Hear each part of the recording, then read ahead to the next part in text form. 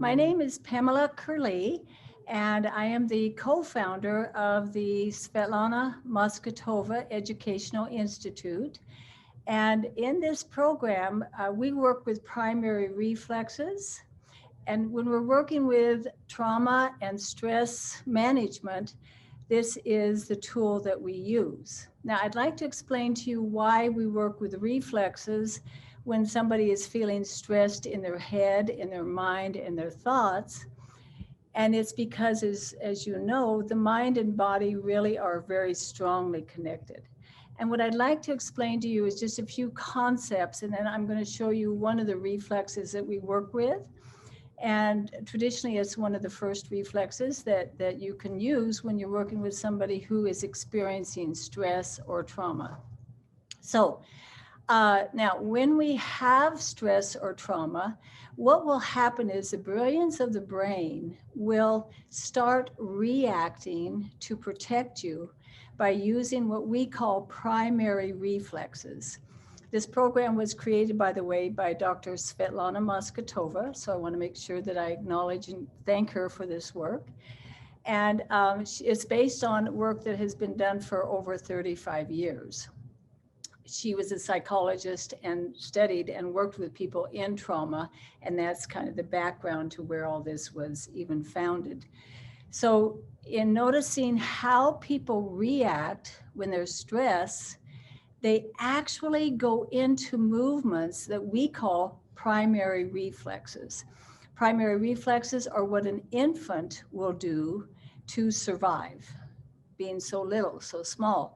And they will do these reflexes to protect themselves, to survive, and then to give them a support and building blocks. As these reflexes mature, then that supports other higher level functioning. So these reflexes should only show up the first 2 years of life, and then we shouldn't be seeing them anymore because they will have finish their maturation and integration. Let me just tell you real quick, I just finished working with a little boy with this, and we were doing what I'm going to show you. And he said, what does integration mean? And I said, well, you know, our body has nerves in it, and it's kind of like this wire. And the wire this cord has wire in it, and this wrapping around it that will help protect the electrical information going. And I said, so your nerves do the same thing, and they're carrying this information, and they have this surrounding around it called myelinization, and they're going to be able to take a lot of information to your body. But the important thing is that this is put in the right spot. So it has to go in a certain spot, and the other end also has a correct place to go, which would be in my computer. But sometimes it goes to the wrong place. It's not going to help me if it's in my ear. It's not going to help me if it's in my hair. It has to be connected to the right place. So that's kind of what we do. We kind of just make sure that the neurological connections are correct to support us to get through trauma. Okay, so here's how the brain works. The brain will activate these reflexes from our brain stem. And the brainstem is where these reflexes were initially housed. And if you're in trauma, you will instantly activate these very, very primal, primitive, and we call them primary reflexes, and to protect ourselves.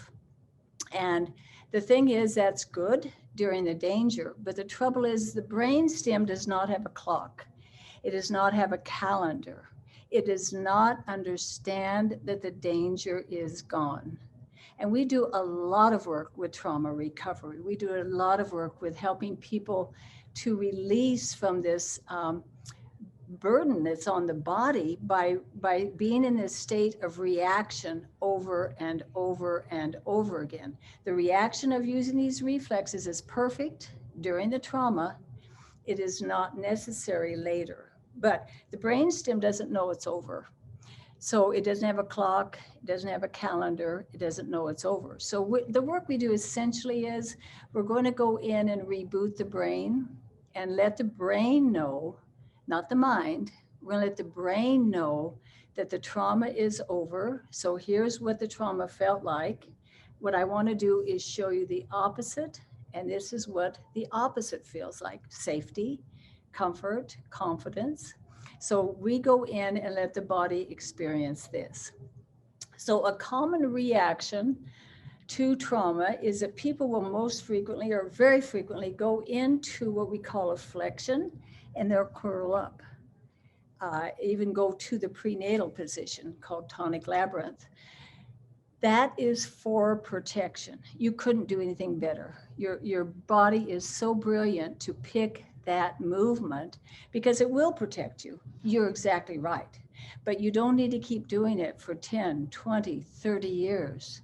And until we can go in and let the body know how that reflex is when it's back into a relaxed, integrated state, then it will continue working hard. And then you got too much adrenaline, you got too much cortisol, and you're drained, you're tired, and all the symptoms that we have with stress and trauma. So one of the reactions that we have is that we'll go into the curl, which is actually two of our primary reflexes. But we don't want to stay here long. It's hard to breathe, number one. It's not efficient, number two. And so what we're going to do is go to the opposite of that.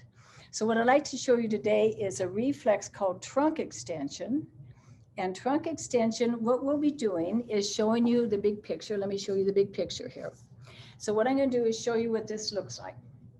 So I'm going to be standing here, and I am going to be pushing down with my hands, and I am arching my back so that my sacrum comes up and creates a nice little curve for my spine. My spine will now curve like this, as opposed to if I'm in flexion or if I'm in protection, my spine is rounded.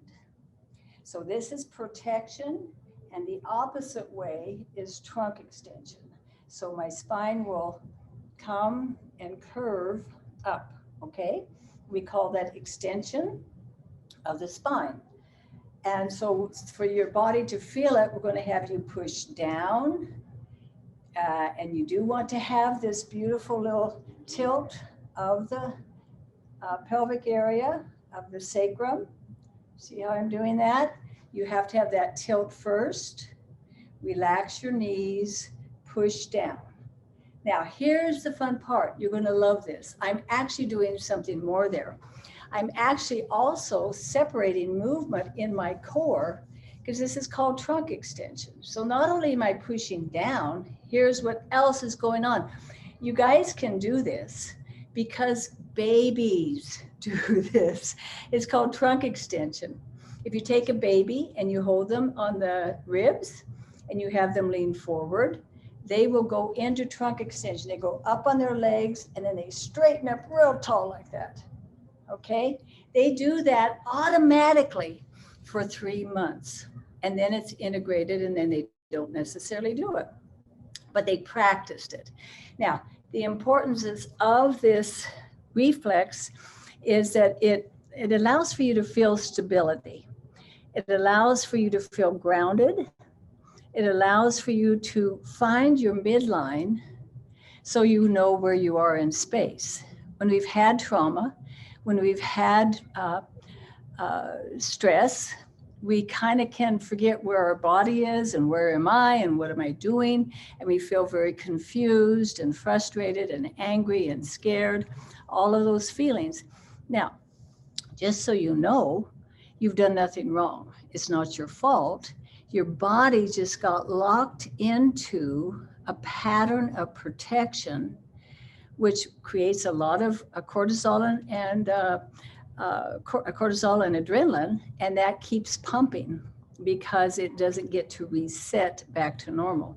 So because we can reset this back to normal, we can re-find our center and a sense of having our feet on the ground, and you feel safe when your feet are on the ground and just really comfortable in your body. Okay, so that's what we're going to do at the end. What I want to do first, you guys, is help analyze all the pieces that we're going to do to get to how to do this correct. I'm doing a lot more than what you can see. So I want to show you each part of what's going on. So I have a wonderful helper here. This is Brooke. So Brooke is going to help me show this. So the first thing I want you to understand is this movement of the hips. And that I'm just going to bring the hips and the sacrum up like that. For those of you who are professionals, this is called an anterior pelvic tilt or an extension of the spine. For the rest of us, we're just going to call it a nice ledge. And we're just going to bring that up so that you can rest your hands on this little ledge that's here because you brought this in that direction. Now, what I want to show you are 3 different ways that you can show people that you work with how to feel this. Because you can do this as long as you like, but if you don't know what's happening, it's not going to help as much. So I'm going to show you all the parts, and I'm going to show you 3 different ways to experience each part. So first we're going to do a cat. So let's pull the table this way a bit. Okay. So I'm going to have Brooke get on the table, and she's going to be on all 4s. Now what I'm going to do is I'm going to put my hand on her forehead and the other one here. And I'm going to have her push her forehead down, down, down, down. Okay. Now her back has become round. So the little boy I just worked with, we made a rhyme. Down goes round. Okay. Now I'm going to put my hand on the back of her head, and I'm going to have her bring her head up. Head comes up. Watch what happens to the back.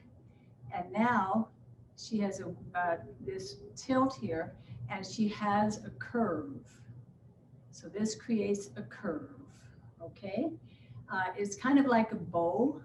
You have a bow and arrow. We could also call it a bow. Find out what you want to call it.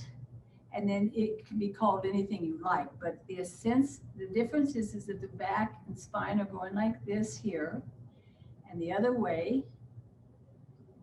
And I'm sorry you can't see this better because it's so dark in here, but now the spine is rounded. Okay, so we have round and then coming back up. And see how her stomach is coming down, her head is coming up. And now her sacrum also comes up, and we have our curve. That's what you want. And that's the sacrum coming up here. That's what I want her to know about. So go ahead and get off the table. So we're going to explore that in 3 different ways. We're going to explore it first standing. So I'm going to have Brooke be right here, okay? And I'm going to have her bend her knees and put your hand on the back of your sacrum. Okay, now stand up, head comes up, and can you see how her sacrum comes out? And she has like a nice little ledge there. So it's almost at an angle here. Okay, let's try that again. So just bend, and you don't need to go that much. Okay, and now stand up, head up, and then what happens is it creates that nice curve in the back. So now she has her sacrum in the right place. Sometimes they don't understand that standing. So I'm going to have her sit down.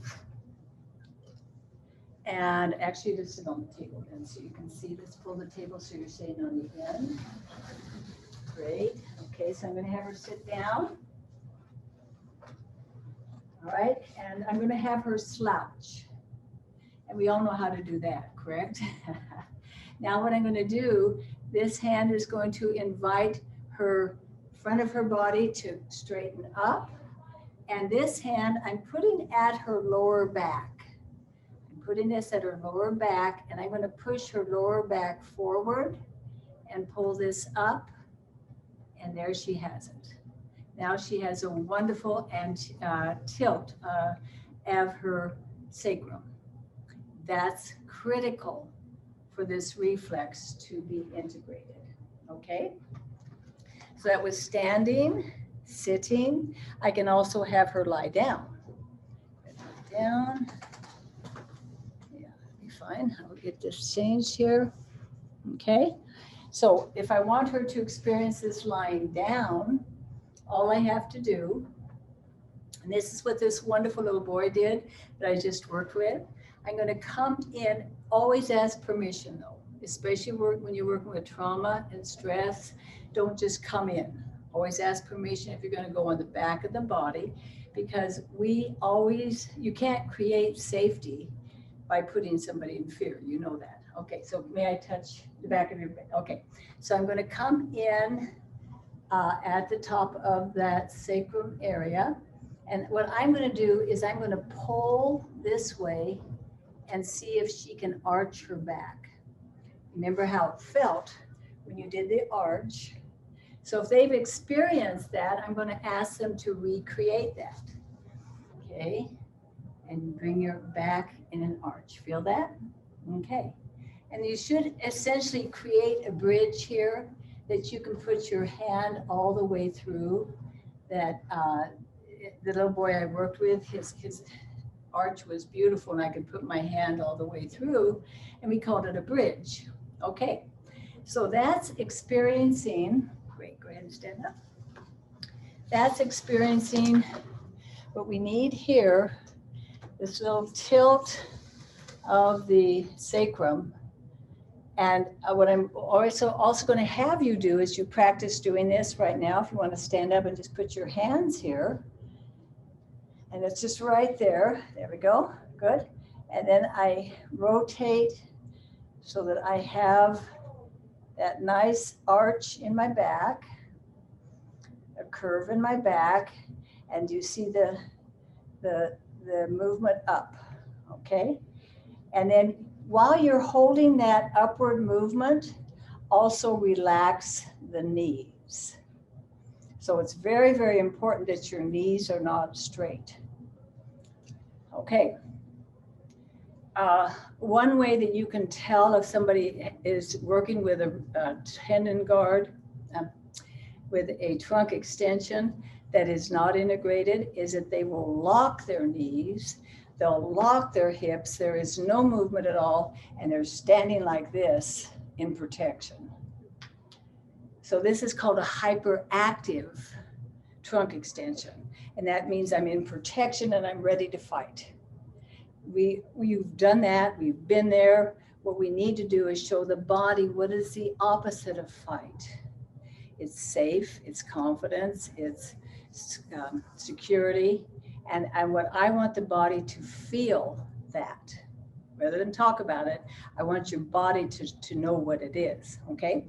Now the next thing that is in this process that we did, I'm pushing down, try this. So just bring that little tilt. Now push down, relax your knees, and notice what you notice. Okay, what I'm going to add in now is two other things. Again, babies do this. If babies do it, we can do it. Here in the middle of my core, this is going to go up and this is going to go down. And what happens is that actually this is a reflex that we use when we're being born. And so just think about it. We're in a prenatal position. We're in a prenatal position, and then we're ready to get out. So we start pushing with our feet, and you push with your head at the same time. So you have the body moving in two opposite directions. Why? So you can get born. It's a reflex. The baby is brilliant. He knows to do this. It's something the body is wired to do. So all these reflexes that we work with are universal. They're genetic codes that work everywhere. Okay, so now let's do this. I want to show you there's a movement up. I want you to feel that. So we'll do that first standing.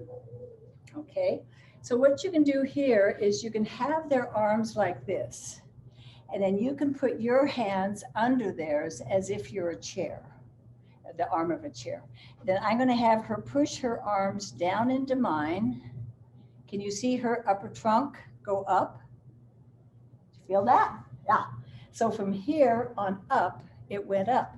I want the body to know how to do that. That's going to help the body to feel confident. I mean, think about it. When you feel confident, you grow, right? I mean, you're no longer walking around like this. Oh, and then you can breathe. You're feeling confident. You're feeling strong. You're feeling ready to go back into life again. So I want your body to know what that feels like. So push down. There. See how even her head came up because of doing that. So if you have a friend there, do that with them. If you don't, you can do it later when you watch this again. Now I'm going to show her how to do this sitting.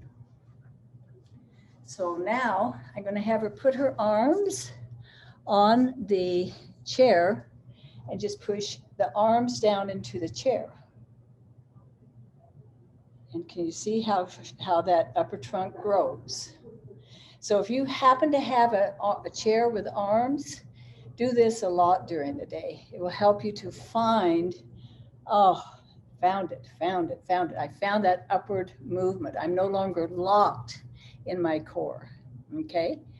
Now, one other thing that you can do, and I'd love for the nurses and doctors to know this because of all the stress that they're under, they could even walk over to their counter because their counter is such a wonderful height and put their hands on the counter and just push down. And they could feel this upward movement.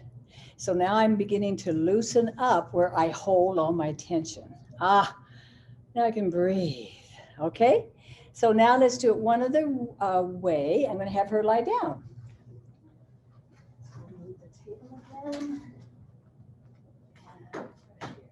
Good, okay. So that you can also do this lying down. Now, when I did all three with the boy a few minutes ago, he liked the lying down version the best. So anyone will work. So what I'm going to do here is what we did before. I'm going to put my hands on her elbows and have her push her elbow down into my hands towards her feet. Do you see her head go up? She did not move her head. She moved her upper trunk. And that allowed for the upper trunk to go up and the head go up, which will relax breathing, help me find my center, and a sense of grounding to deal with the stress that I'm having to face. So that was going up. So I trust that one of those gave you that feeling. Okay, we'll get off the table again. So I'm just wanting to show three ways to feel this. There's not just one answer. We keep looking around till we can find the right answer, okay? It'll be different for everybody you're working with. So now, the last thing I want her to feel is the lower part coming down. Now let me share this first. This is when I finally understood this reflex, you guys. I was actually born cesarean and premature. So I did not understand this reflex at all till I was 55 years old. It's never too late, is what I just said, okay? So what I'm gonna do, here's my chair. Make sure you know the chair is there. Now I am going to first get my curve and bring that sacrum up. Now I'm gonna put my hands on my knees and I'm gonna begin to sit, but I'm not going to really sit. I'm reaching for the chair. In my reaching for the chair and pushing down on my knees at the same time, I feel this wonderful lengthening in my whole lower torso. That's what going down feels like. So again, just get this tilt. Now put the hands here and reach. When I did this, I understood the reflex for the first time, okay? Now let's show you another way. Let's do it standing. So now I'm going to have Brooke be here.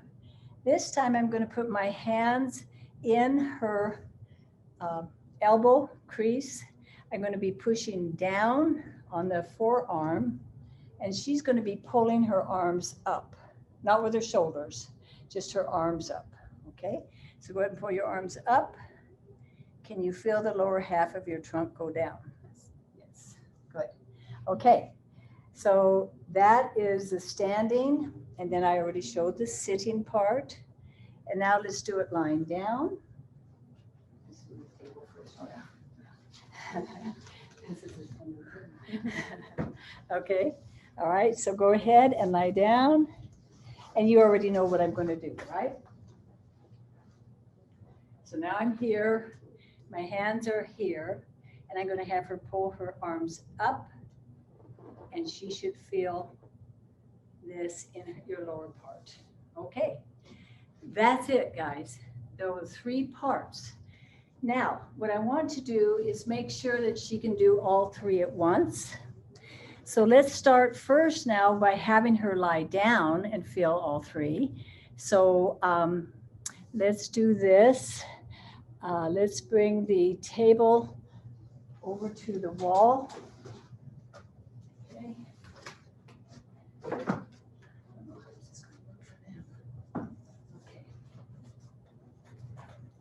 And I'm going to hope that our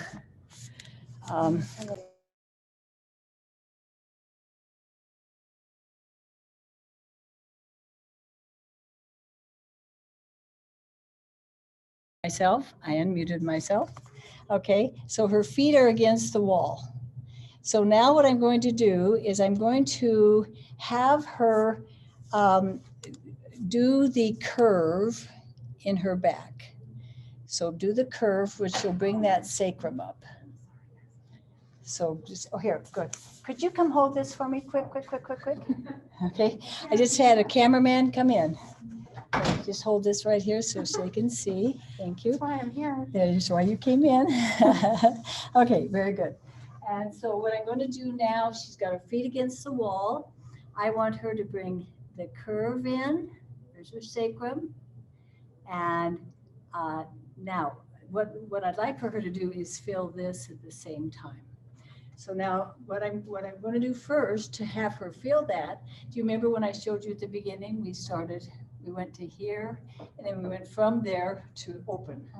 So now I'm going to have her come together, do the rounded back. Sorry, your back. can't open.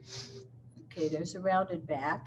So see, she brought this together, her back is round on the table.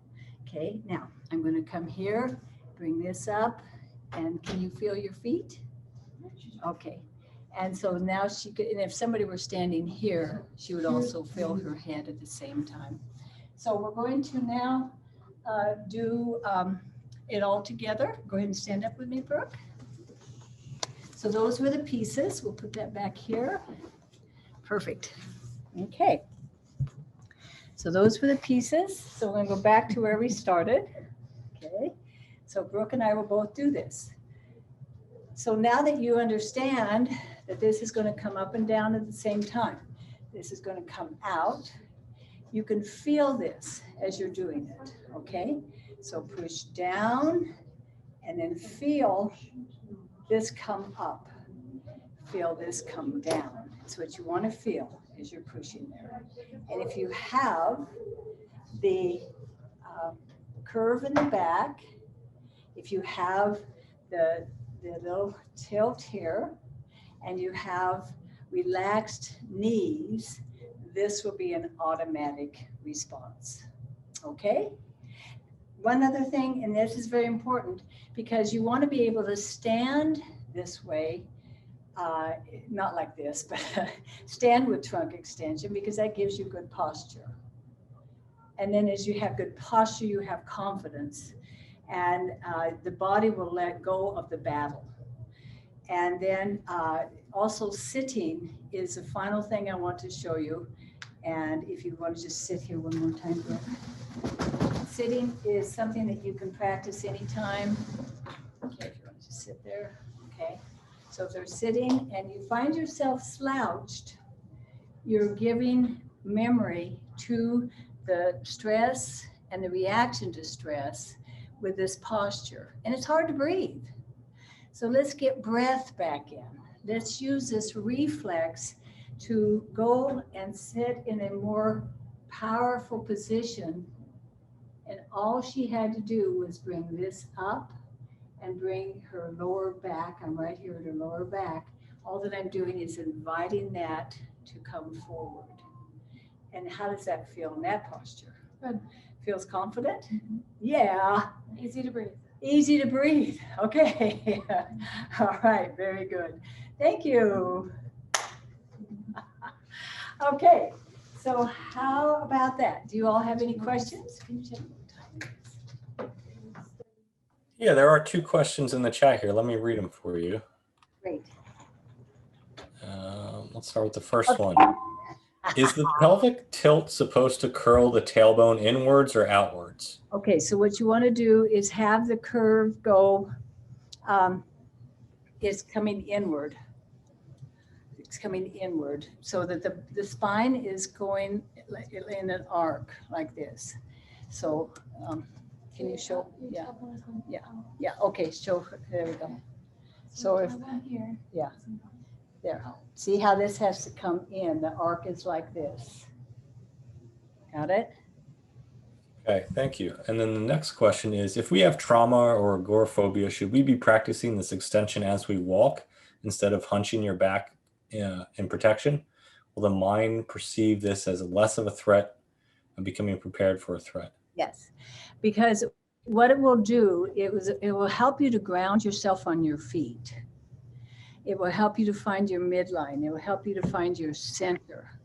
When you're like this, okay, instead of being like this, I've got all these stresses, but if I just go like this, do you see how I have now, oh my gosh, plus your vision opens up and you can see the whole world differently. Instead of seeing everything as a trauma right here, if you can take that out by giving it space, oh, you'll be able to breathe, you'll be able to see it in context, and it's no longer the looming only thought in your head.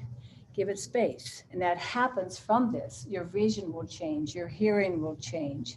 It'll become broader, it'll become more full. Then you can take in the whole picture rather than being stuck on one detail or one story. The next one is a little bit of a comment, but I'll turn it into a question too, because I think there's room there for a question. Kathy says, this is great stuff. With my patients, they're not usually prepared to be touched or to lay on a table. Exactly. So how would, that's why I wanted to show you 3. Use whatever one will work for them. And if one doesn't, don't do it. let's see if I can, Does that make sense? So for the little boy, he was okay with all 3 postures and his body understood it best lying on the table.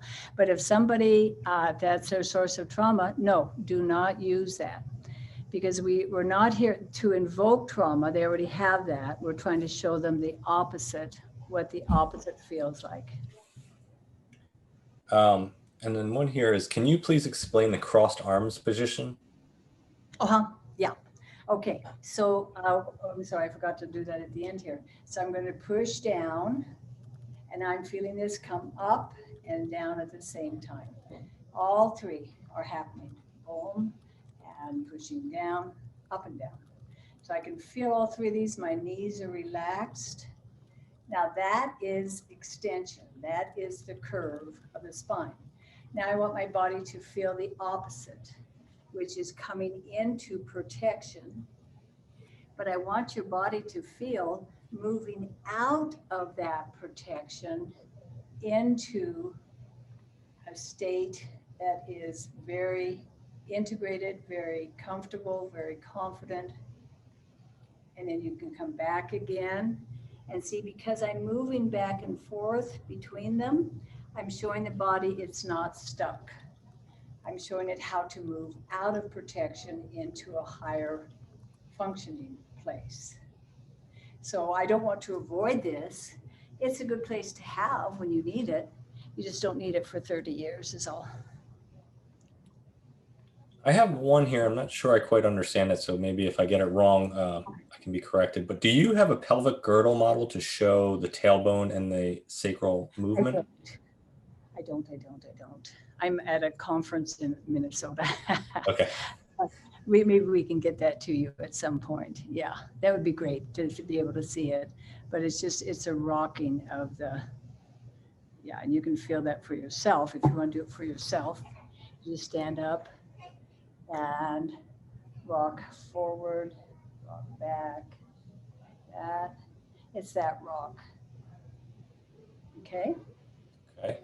I think that's all I see right now. So maybe you'd like to make a little closing statement and then let people know about what's going to happen next week. Yes, yes. We're going to continue.